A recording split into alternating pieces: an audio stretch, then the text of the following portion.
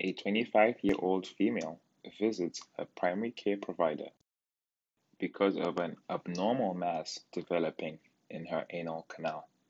Physical examination demonstrates an external mass with rough edges. If this mass is cancerous, which of the following lymph nodes would receive the cancerous cells first? At this moment of time, we are aware that we're talking about a mass in the anal canal. Therefore, I can immediately eliminate three options. My deep inguinal lymph nodes would not be involved in lymphatic drainage in my anal canal.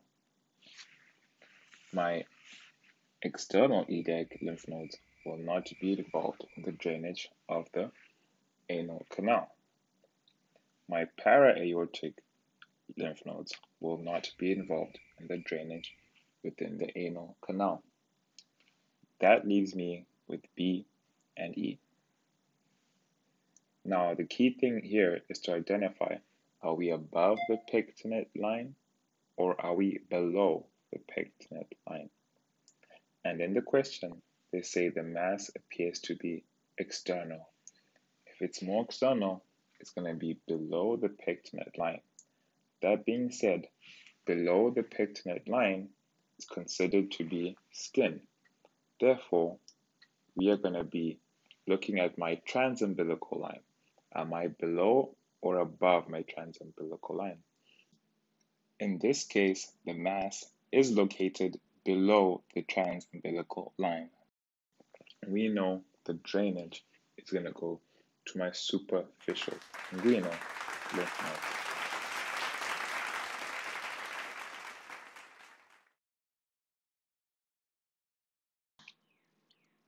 It's important to understand the lymphatic drainage of the abdomen, and we have just gone over the foregut lymphatic drainage, midgut lymphatic drainage, and we also went over the hindgut lymphatic drainage.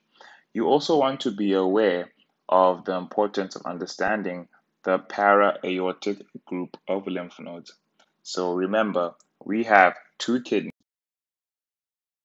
two adrenal glands, two ovaries, two testes. These organs, they are going to drain at the para-aortic group of lymph nodes.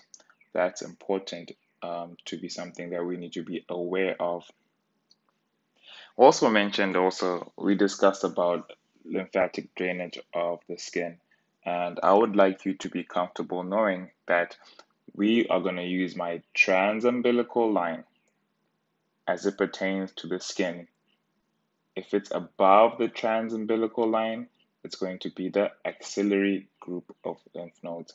If it's below the transumbilical line, like the question we just had, the drainage is going to go to my superficial inguinal group of lymph nodes.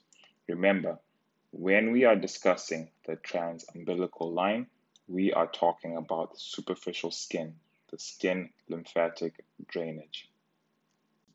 Therefore, for example, if they are discussing in a question regarding to someone having a mass on the testes, you want to understand that the drainage will be going to the para-aortic group of lymph nodes. There can be some minor variations in the question. They could say that someone has got a mass on the scrotum. And remember, the scrotum is going to be superficial. This is going to regard the skin. Since it's going to be skin and below the transumbilical line, therefore that drainage will go to the superficial group of lymph nodes. Don't forget to subscribe to the YouTube channel if you'd like to see more content, and if you have any questions, don't hesitate to contact us at the email below.